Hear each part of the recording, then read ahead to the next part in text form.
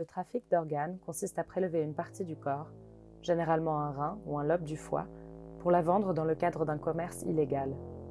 La manière dont cela se passe peut varier. L'organe peut être prélevé de force ou sous de faux prétextes, ou encore lorsque quelqu'un accepte de vendre son organe mais ne reçoit pas ce qu'on lui avait promis en retour. Vendre ses organes n'est pas sûr. Vous recevrez peut-être de l'argent à court terme, mais votre santé pourrait en payer le prix pour le reste de votre vie. Les opérations sont dangereuses, et il n'y a aucune garantie que vous recevrez les soins médicaux appropriés pendant ou après votre opération. Le prélèvement d'un organe sans surveillance médicale ni suivi adéquat peut vous faire perdre des années de vie. Vous pouvez mourir pendant l'opération ou souffrir de graves douleurs liées à une infection, voire d'un handicap.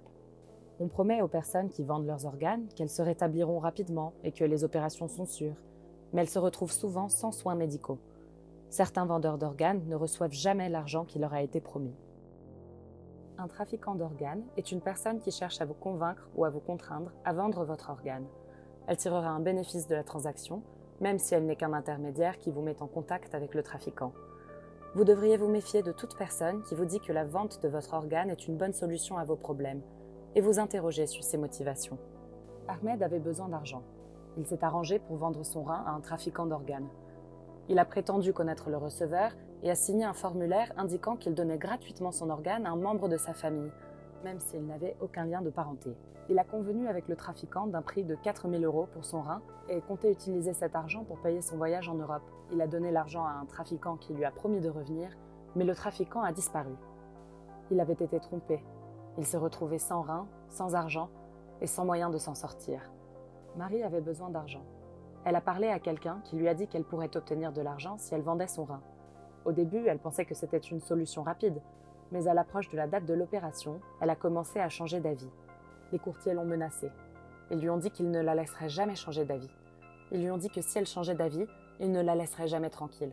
Ils ont menacé de prendre son argent et son passeport et de ne jamais la laisser partir.